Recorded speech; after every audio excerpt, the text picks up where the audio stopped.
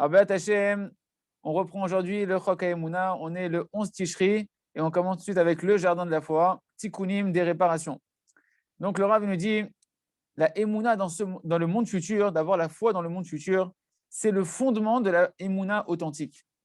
Parce qu'en réalité, il y a beaucoup de problèmes de la vie, des questions de la vie qu'on peut avoir qui vont prendre du sens complètement, de manière complètement différente, un autre sens, dès qu'on va comprendre qu'en réalité, l'homme, il n'est pas là que pour ce monde-là, mais que la vie dans ce monde-là, c'est juste une partie, un passage de tout un parcours entier qui commence bien avant que l'on naisse, bien avant qu'on vienne sur Terre.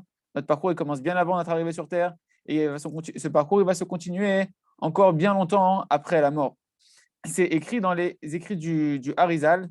Rabbi Chaim Vital, il ramène comme ça une histoire qui s'est passée avec son maître, le Harizal. Et c'est une histoire qui reflète vraiment extrêmement bien toutes ces notions qu'on est en train de voir. Donc, une fois, dans une Keïla, dans une communauté d'Israël, une communauté sainte du Israël, il s'est passé un événement tragique, terrible. Et Mamash, ça a suscité beaucoup de questions dans toute la communauté sur la conduite d'Akadosh Baruch Hu, Chas de Shalom. Chez les grands comme chez les petits, tout le monde s'est interrogé et s'est remis en question sur la manière dont Akadosh Baruch Hu gérait son monde. C'est quoi l'histoire? Quel événement s'est passé? Une jeune femme qui venait d'une famille très très importante de la ville, elle s'était mariée avec un commerçant qui avait beaucoup de crainte du ciel et qui, Baruch Hashem, il faisait énormément de tzedaka, de bonté et de chesed autour de lui. C'était un des piliers de cette sainte communauté. Et durant les premières années où ils se sont mariés, Baruch Hashem, ils ont eu une belle vie, ils ont eu des enfants et ils ont eu plusieurs garçons et filles. La mère de famille, Baruch Hashem, elle se conduisait avec une extrême stiniout, une grande pudeur. Elle s'occupait de ses enfants, elle éduquait ses enfants de manière très, très rigoureuse. Elle disait toujours les Teilim, elle faisait beaucoup de bonté autour d'elle avec tous les pauvres de la ville, etc. Et son mari, lui, il partait faire du commerce dans tout le pays et bien sûr, il fixait tout le temps des moments d'études de la Torah. C'était un homme qui faisait énormément de tzedaka. Et Mamash, grâce à ses revenus, il pouvait subvenir aux besoins de plusieurs villes et de milliers de pauvres profitaient en réalité de sa générosité. Lorsque soudain, il s'est passé un événement tragique au sein de la ville. Et où est-ce que cet événement est tombé? Précisément dans la maison de ce couple qui était tellement discret. Et de cette maison de laquelle ne sortait en réalité que de la tzedaka, que de la bonté et du chesed, précisément chez eux, il s'est passé un événement tragique, terrible. Leur enfant de 3 ans avait été tué d'une mort cruelle par un goy qui était ivre de son alcool, que Dieu nous en préserve. Toute la ville, Hamash, s'était retournée de cet événement tragique qui venait de se passer. Et durant les 7 jours de deuil, alors à ce moment-là, il y a des milliers de personnes qui sont venues et pour consoler ce couple merveilleux. Et parmi eux, il y avait des rabbinim, des personnes très importantes, très connues qui sont venues pour les consoler. Et beaucoup se sont posé des questions à l'intérieur d'eux-mêmes. Ils avaient beaucoup de questions. Et seulement certains, quelques-uns, osaient dire à voix haute les questions qui étaient à l'intérieur de leur tête. Quoi, c'est ça en réalité la récompense de ce couple-là, tellement discret, qui fait tellement de bonnes actions. C'est comme ça qu'ils sont récompensés. Pourquoi Kadosh Baruch Hu, il leur a fait telle chose? Pourquoi leur fils de 3 ans, il est mort d'une mort aussi cruelle? Et évidemment, ça a éveillé des questions sur les conduites d'Akadosh Baruch Hu et chez plusieurs personnes de la ville. Et c'est toutes ces questions-là, bien évidemment, des questions qu'on peut avoir comme ça, Chas de Shalom, elles ont affaibli et elles ont embrouillé la Emouna, la foi de ces gens-là, et ça les a écartés, certains d'entre eux, de la Torah, que Dieu nous en préserve. Et voilà que ce jeune couple-là qui vient de perdre leur enfant, ils ont traversé cet événement-là avec beaucoup de Emouna, beaucoup de foi, beaucoup de soumission, et ils ont accepté le décret qui était sur eux avec amour. Et ils ont continué leur vie comme ils le faisaient jusqu'à présent. Mais voilà que quelques temps après, une deuxième tragédie s'est abattue sur eux. On a entendu dans la ville que le mari de ce couple, dans ce couple, le Baal, l'homme, est tombé très malade. Ce fameux tzaddik, ce commerçant de tzaddik était tellement discret, il est tombé alité, et voilà que les médecins commençaient à douter de son avenir, est-ce qu'il pourrait rester en vie ou pas. Et donc, tout de suite, ils ont commencé à organiser dans les synagogues de la ville des minyanim, de prières, des télim en chaîne, etc. Et effectivement, ce commerçant, il était aimé de tout le monde. Il y avait énormément de personnes qui profitaient de son chesed qu'il faisait, de sa générosité. Et plus que ça, il était un des piliers, une des têtes de toute la Keïla, de toute la communauté. Et il était prédisposé à s'occuper de beaucoup de choses qui concernaient le public, que ce soit pour l'étude de la Torah, pour la tzedaka. Donc c'est pourquoi chacun qui s'était mis à prier dans la communauté, priait de tout son cœur, un match des cris qui fendaient les cieux. Et donc, dans les Bate Knessiot, tout le monde, les Bate Knessiot, ils se remplissaient pour pouvoir prier pour lui, jusqu'à ce qu'on a entendu que les médecins, ils se sont complètement désespérés de son état et ils ne lui laissaient pas plus qu'une semaine à vivre. Le Rav de la ville, qui était un grand tzaddik et un grand érudit en Torah, a dit devant tout le monde, il a tranché devant tout le monde, il a décrété, il a dit, je décrète que cela ne se passera pas, car le tzaddik, il ne peut lui arriver aucun malheur, sous-entendu, il a décrété qu'il continuerait à vivre et qu'il ne mourrait pas. Mais voilà, que très peu de temps après, tout le monde a été extrêmement déçu, parce que leur douleur était insupportable, lorsqu'ils ont su qu'après quelques jours, ce commerçant très très jeune, tzaddik, a dû rendre la vie. Et alors qu'il avait fait tellement de bien, tellement de chesed durant toute sa vie, il est parti à l'âge de 35 ans. Et il a laissé forcément derrière lui une jeune veuve qui venait de perdre son fils et maintenant qui perd son mari, qui était toute la source de sa vitalité, de sa joie. Et elle ne savait pas comment pouvoir compenser cette douleur et cette peine terrible qu'elle avait à l'intérieur d'elle. Et donc tout le monde, forcément, ressentait cette grande perte et d'énormes questions remplissaient les cœurs de la communauté. Pourquoi a été pris de ce monde-là un homme aussi bon, aussi tzaddik? Pourquoi toutes les prières que tout le monde a fait, les télim, les prières, elles ne l'ont pas aidé? Pourquoi le rav de la ville, le tzaddik de la communauté, a décrété qu'il vivrait et pourtant il est décédé? Donc je vous rassure, B'at Hashem, dans les pages de demain, on verra la suite de l'histoire au fur et à mesure et on comprendra ce qui se passe derrière toutes ces sortes d'événements tragiques, comme va nous le dévoiler B'at Hashem, Rabbi Chaim Vital, dans les pages suivantes. On continue maintenant avec le jardin des louanges. Lo b'shamaim hi. La Torah, elle ne se trouve pas dans le ciel. On va voir ensemble. De tout ce qu'on a vu maintenant, on peut apprendre encore quelque chose de la première délivrance qu'il y a eu en Égypte. N'est-ce pas, hein, que lorsque l'on médite sur cette paracha, tout le monde, sur les parachutes qu'on voit dans la cité d'Égypte, tout le monde était obligé de s'émerveiller et de se dire une question terrifiante. Quoi, le Ham Israël, il a vu tellement de miracles, des miracles qui n'ont jamais existé. Ils ont vu les cieux qui se sont ouverts, qui se sont ouverts. Ils ont vu le Kisei HaKavod, le trône céleste d'Akadosh Baruch Hu. Ils ont reçu une Torah spirituelle directement, d'une manière prophétique. Ils avaient les Anané Kavod, ils avaient les nuées de gloire, que dans la nuit, ces nuées de gloire, elles les réchauffaient et elles les protégeaient du froid du désert. Et dans le jour, les nuées de gloire, elles leur faisaient de l'ombre pour les protéger de la chaleur ardente du soleil. C'était comme un masgan, comme de la clim qui était en train de les refroidir dans la journée. Leurs vêtements, ils ne s'abîmaient pas. Ils mangeaient de la manne, un pain qui venait du ciel. C'était le repas, la nourriture des anges. Et elle s'absorbait complètement dans les membres. C'est-à-dire qu'ils n'avaient même pas besoin d'aller faire leurs besoins, etc., etc. Énormément de miracles. Et pourtant, malgré tout ça, ils n'ont pas changé.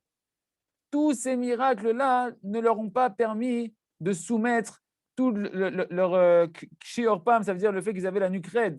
Leur nuque raide ne s'est pas soumise, malgré tous les miracles qu'ils ont vus. Et pourtant, chacun d'entre nous, on se dit à l'intérieur de nous-mêmes qu'on est certain que si Hachem nous faisait de tels miracles dévoilés, qu'on verrait un tel dévoilement d'Akadosh Baruch Hu, alors c'est sûr qu'on reviendrait B'tshuva Shlema. Eh bien, en fait, d'après ce que l'on voit ici, on comprend que ce n'est pas ainsi. D'ici, on peut apprendre un fondement très important.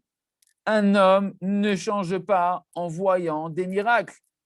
Si le Ham Israël, il n'est pas revenu de B'tshuva, c'est-à-dire qu'il n'a pas fait un repentir total de ces miracles-là qu'ils ont vus, alors on ne peut tirer qu'une seule conclusion, c'est qu'on ne revient pas B'tshuva en voyant des miracles.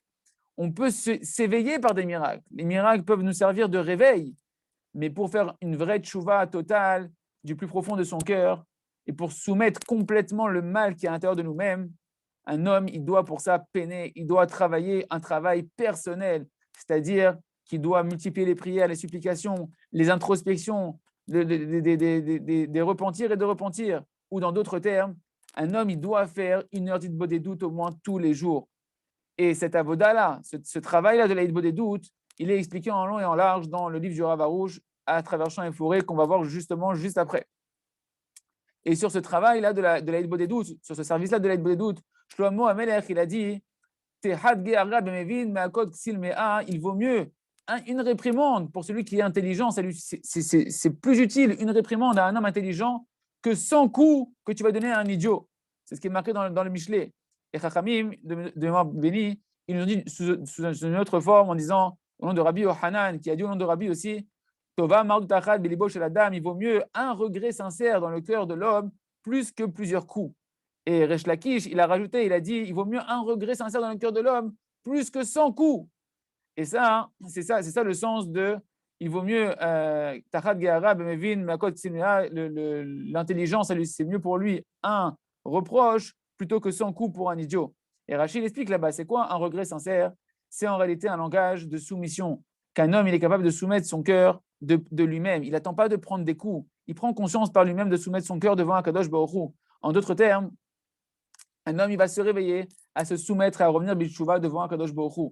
Et pour lui, c'est suffisant du coup qu'on lui fasse juste une réprimande, un reproche, tandis que l'idiot, qui lui ne fait pas un travail de s'introspecter, il n'a pas de cheshbon à nefesh, et il ne réfléchit pas. Pourquoi je vis ce que je suis en train de vivre? Pourquoi j'ai des coups qui m'arrivent dans ma vie? Alors celui-là, hein, il peut recevoir même 100 coups et après des coups, et pourtant il ne se réveille toujours pas.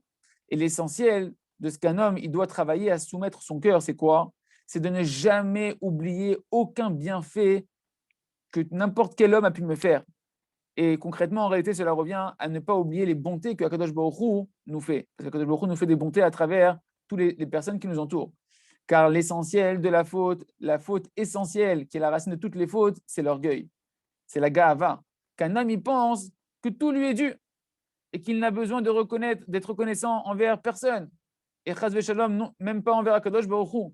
C'est pourquoi que l'essentiel du travail dans la Hitbodedut que l'on doit arriver à faire, c'est d'arriver à la reconnaissance dans tous les domaines, quels qu'ils soient, jusqu'à pouvoir remercier Akadosh Baruch Hu d'un cœur entier. Velo me'ever layam, et le Rav nous dit, et la Torah ne se trouve pas non plus de l'autre côté de la mer. Sous-entendu quoi? Il y a encore ici quelque chose de très important qu'on apprend d'ici. C'est que l'étude de la Torah ne suffit pas pour pouvoir changer un être humain, un homme, tant qu'il ne s'éveille pas à travailler sur lui-même en accompagnant son étude de la Torah, de la prière, d'un cheshbon nefesh, d'une introspection et d'un processus de tchouva intensif.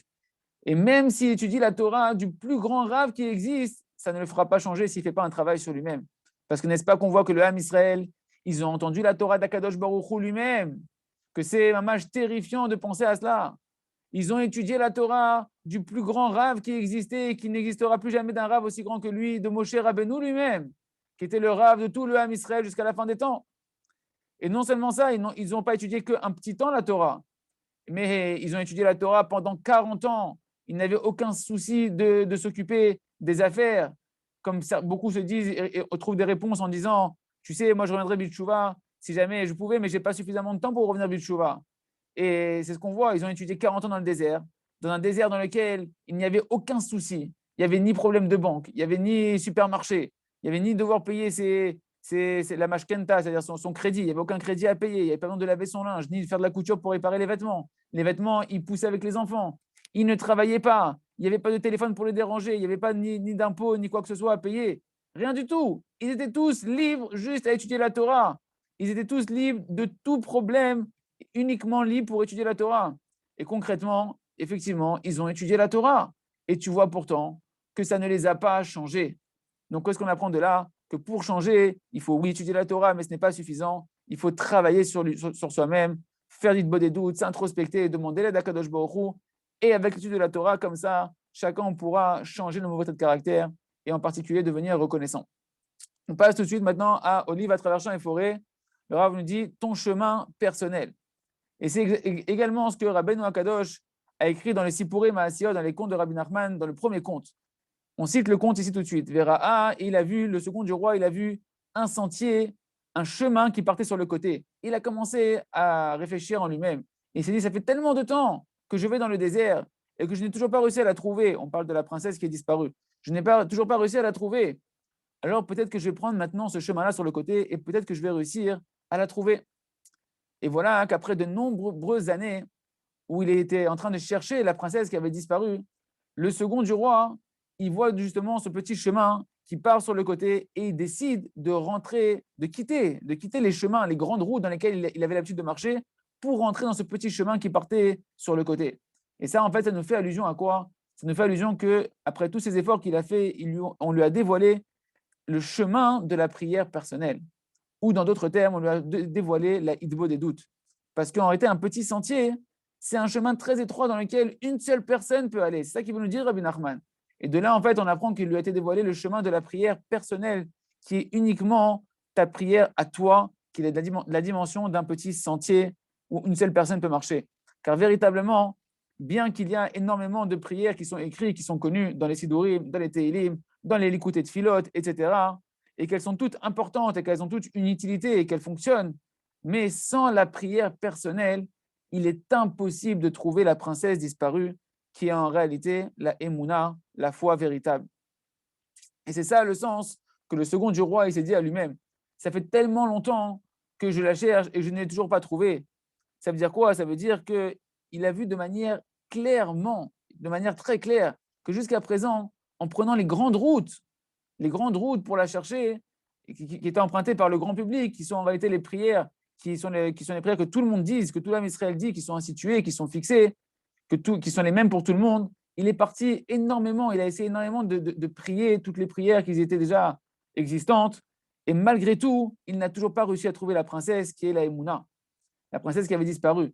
Et lorsqu'il a vu ce petit chemin sur le côté qui partait, c'est-à-dire ce chemin qui était individuel, il a réfléchi, il s'est dit, peut-être que je vais prendre ce chemin-là, ce petit sentier-là, et peut-être que je vais arriver à un endroit habité où je vais la trouver. Et en réalité, véritablement, lorsqu'il a pris ce chemin-là, dans la suite du conte, on voit qu'il justement, il va arriver à trouver la princesse qui est la Emouna. Et le second du roi, il a compris qu'en réalité, il devait donc associer aux autres tfilotes qui sont déjà instituées sa prière personnelle, sa prière qui lui correspond à lui précisément dans sa situation à lui de chaque instant. Cette prière qui comprend à la fois des louanges, des remerciements, de l'introspection, des demandes à Kadosh Baruch Hu, des prises de conscience, etc., etc. Tout en fonction de la situation dans laquelle il se trouvait au moment dans lequel il se trouve. Cette prière-là, elle est obligatoirement, elle ne peut obligatoirement pas être écrite. C'est impossible qu'elle soit écrite dans aucun endroit. Pourquoi? Parce qu'elle change constamment en fonction de l'endroit, en fonction du moment de ta vie, en fonction de l'épreuve que tu traverses, en fonction du sujet que tu es en train de traverser pour chacun dans son corps et dans son âme.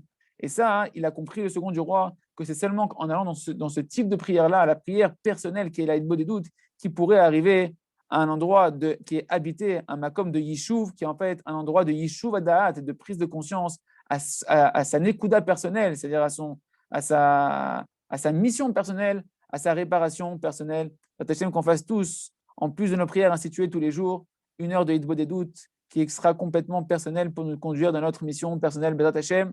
On continue tout de suite avec le Gan HaChorma, le jardin de la sagesse, le conte du sage et du simple.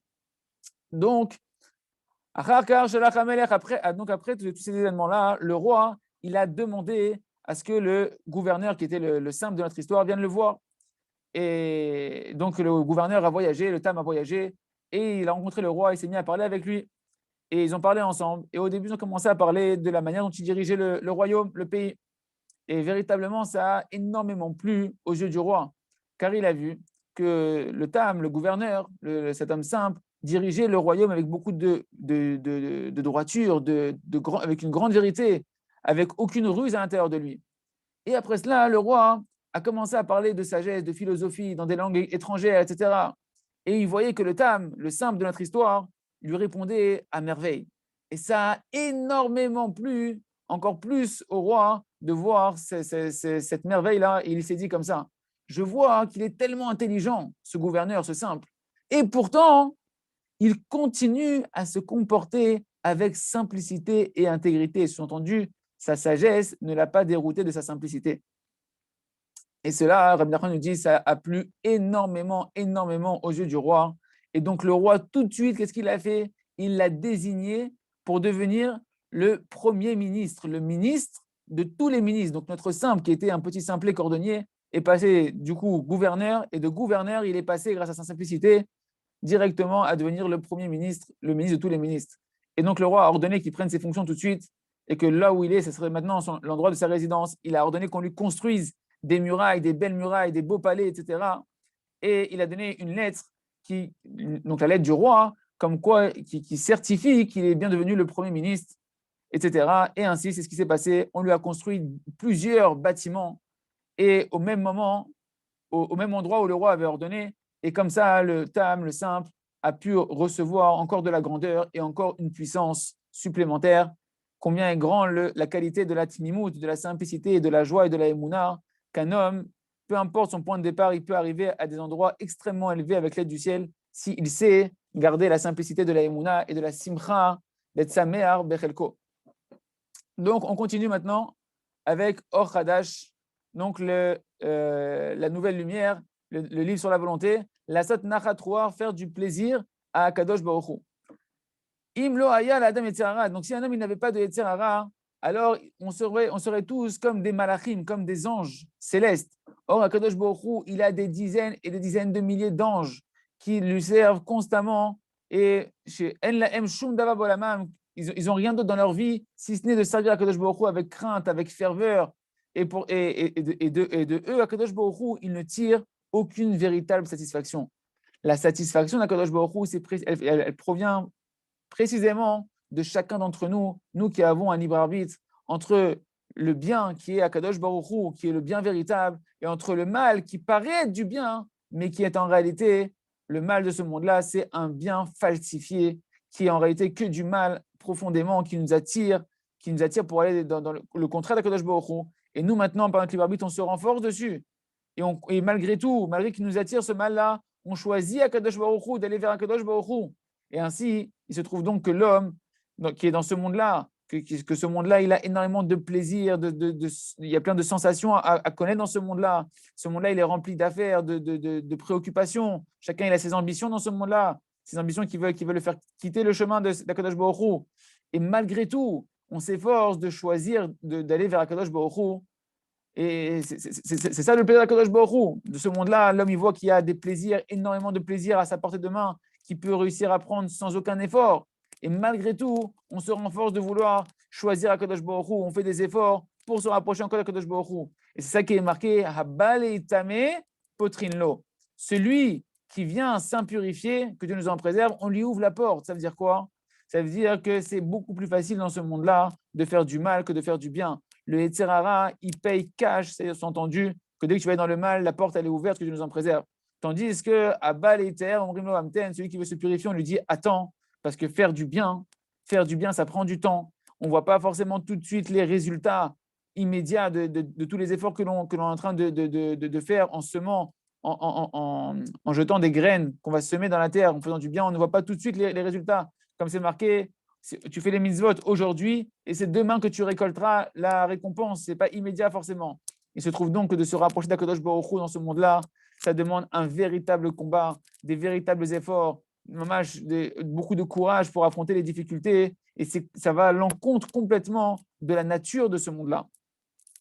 Et lorsqu'un homme, malgré tout, il se renforce de choisir le bien véritable et éternel, de s'approcher du Créateur, et ben c'est de lui précisément que le nom d'Akadosh Baruch Hu il est grandi et qu'on peut percevoir ainsi la bonté et la miséricorde d'Akadosh Baruch Hu. Qu'est-ce qu'on apprend d'ici?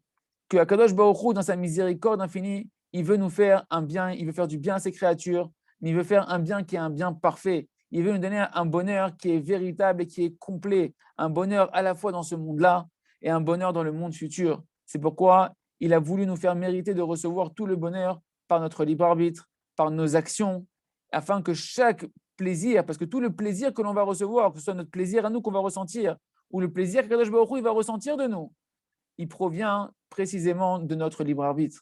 Et cette connaissance-là, c'est ça tout le secret du libre arbitre et tout le secret du renforcement de chacun d'entre nous.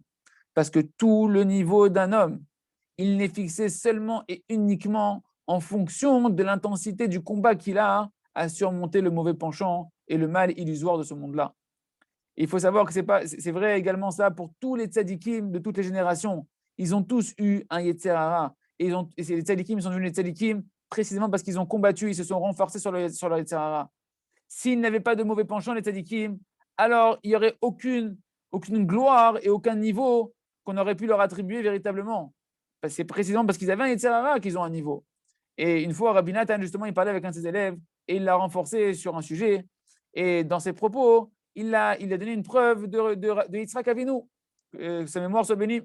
Et voilà que l'élève, il a réagi devant Rabbi Nathan, il lui a dit, mais attendez, je ne comprends pas, qu'est-ce que vous me comparez avec Yitzhak Avinu? Il n'y a pas de quoi comparer, Yitzhak Avinu, c'est Yitzhak Avinu. Et là, Rabbi Nathan, il lui a répondu cette fameuse phrase qui est rapportée dans Siyar Safek Kodesh. Il lui a dit, ma t'as sauvé, qu'est-ce que tu penses? Yitzhak Avinu, il n'avait pas de Yetzer Hara. S'il n'avait pas de Yetzer Hara, alors À quoi? Pourquoi on l'aurait appelé Yitzhak Avinu? Il n'y aurait pas de grandeur de l'appeler Yitzhak Avinu. Sous-entendu que même les grands tzadikim, sont devenus des grands tzadikim parce qu'ils avaient un Yetzer Hara et qu'ils se sont renforcés sur leur Yetzer Hara. Et c'est ça toute la grandeur de chacun d'entre nous, c'est de savoir justement qu'on a un mauvais penchant, et plus on a un grand mauvais penchant, plus on a des grands combats à mener, plus les efforts qu'on va faire, ils vont permettre de dévoiler la grandeur de la Kadosh Baruch Hu, et vont permettre de dévoiler la grandeur de notre âme. Et à son Hachem, qu'on ne se décourage jamais, et que de chaque combat qu'on a à mener, qu'on sache qu'on peut donner un potentiel à Kadosh Baruch Hu qui est d'autant plus grand que le combat il est intense. Et la Hachem continuera demain, merci Hachem. Kol Tov.